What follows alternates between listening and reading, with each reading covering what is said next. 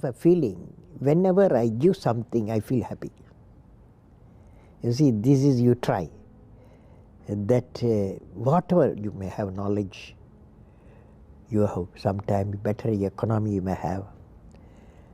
Better, because sometimes you can have a kind words you can have. So if you use and make somebody's life happy, that is you are giving, and his or her life is happy. That's a best thing a human being can think of. Then you will get a conflict-free world. That's why I used to say, where there is righteousness in the heart, there's beauty in the character. Where there is beauty in the character, there is harmony in the home. Harmony in the home. Where there is harmony in the home, there is order in the nation. When there is order in the nation, there is peace in the world. Where is the starting point? Where there is a righteousness in the heart, beauty in the character, harmony in the home, and the order in the nation, peace in the world. All are in one after the other is coming. So where we start? We start the righteous in the heart. Remember this incident, 1979, SLV-3 satellite launch vehicle, I was the project director, mission director. My mission is to put the satellite in the orbit. Thousands of people worked nearly 10 years. I reached the Sriharikota, and it's in the launch pad. Countdown was going on. T-minus 4 minutes, T-minus 5 minutes, T-minus 1 minute, T-minus 40 seconds. Computer put a hold, don't launch it. Computer says, don't launch it. I am the mission director, I have to take a decision. Everything is on. Behind me, there are 6 experts. They saw computer database coming in and screen, and they see the pictures in the screen. They said there's a problem. The problem is there's a leakage in a system, in the control system. But immediately calculation, no problem. We have got sufficient fuel and oxidation for control system. It controls the rocket to the required attitude, and we can go ahead. Now, of course, my expert's view, but I took the decision. Problem is mine. Finally, I took a decision. I bypassed the computer, I launched the system. Okay, I launched the system. This fellow went. First stage worked is a 4-stage rocket, and second stage got mad. It went to spin. Instead of putting the satellite in the orbit, it put in the Bay of Bengal. 1979, it was a failure. It was a first time I experienced my failure. How do you manage the failure? Success I can manage.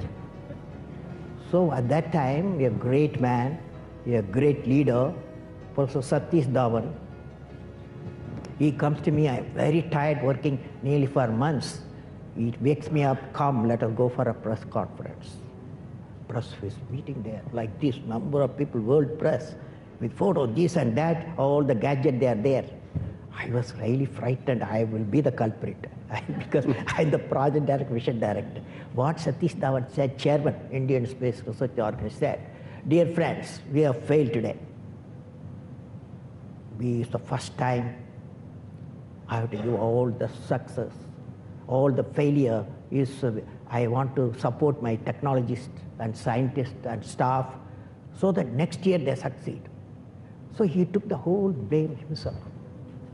And then media asked, you have put Bay of Bengal so many crores, you have put it like that, a lot of criticism. He received the criticism. He assured them in a year we will succeed with our team. It's a very good team. Next year, here only interesting happened. Next year, July 18th, 1980, when he succeeded, Professor Dhawan said, you go and conduct the press conference. Do you follow what it means? It means when the failure occurred, the leader took it up. When the success came, he gives to his team.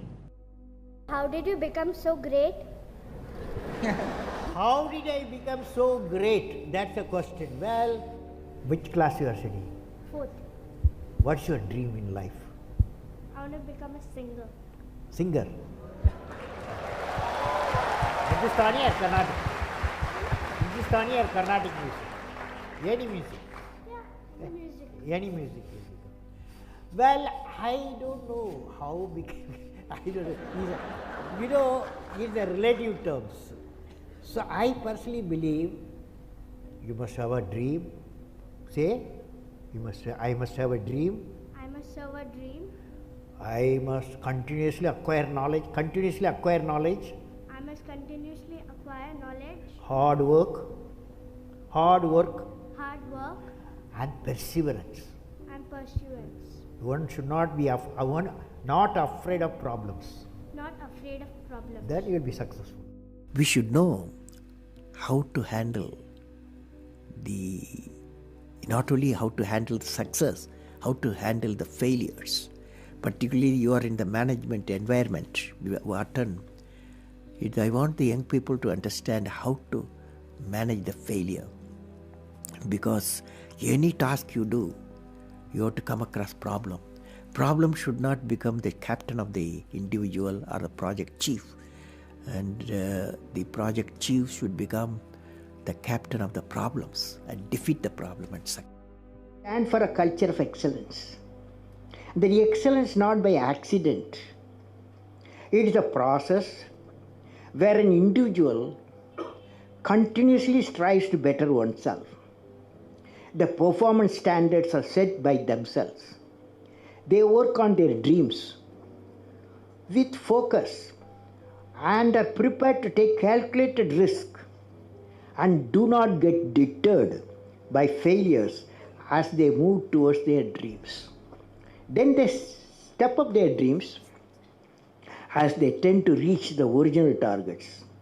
They strive to work to their potential. In the process, they increase their performance, thereby multiplying further their potential. This is an unending life cycle phenomena, culture of excellence. They are not in competition with anyone else but themselves. That is a culture of excellence. I am sure each one of you will aspire to become a unique with culture of excellence. You've written books, you've served as president, you're an aerospace engineer, you've been a professor, but you say the title you like best is the title of teacher. Why is that? You know, I had a teacher when I was a young boy, 10 years boy, wartime, the Second World War going on. At that time, I used to see in my class, 5th class teacher, in science teacher, his name is Subramania Iyer. He entered the classroom and we used to see the radiation of knowledge from him, When he enters the classroom, my teacher, I see a radiation of purity of life. And the way he taught, my dream got shaped. What should be my way of life? He is the person, the teacher gave me the vision of my life when I was a young fellow. Now a teacher has got a fantastic opportunity to grow minds, to enrich the minds, and give the dreams to the young people and nurture the dreams with them, and they will become a great human being. Sometime they will become better than you, but better than the teacher. So that opportunity you have. And also the teacher, like what I am doing, I am a professor, I can also do the research. Young researchers will work with me. That's a great pleasure when they get the PhD. History has proven that those who dare to imagine the impossible are the ones who break all the human limitations. In every field of human endeavor, whether science, medicine, sports, arts or technology, the names of the people, just now I listed some of the names of the people who imagined the impossible are engraved in our history. By breaking the limits of their imagination, they change the world. You take C.V. Raman, you take Newton, you take Einstein, you take Chandrasekhar. By breaking the limits of their imagination, they change the world. Carefully hear me what I am saying. What did I learn from the youth of 11 million people? I learned every youth wants to be unique. Every youth wants to be unique. That is you. Every youth wants to be unique, that is you. But the world around you is doing its best day and night to make you just everybody else. Now, the question is whether you want to be you or everybody else. You? You want to be you? Not everybody else. Now, if the question being like everybody else is convenient at the first glance, but not satisfying in the long vision. The challenge, therefore, my young friends, is that you have to fight the hardest battle. You have to fight the hardest battle which any human being can ever imagine to fight, and never stop fighting until you arrive at your destined place. That is the unique you.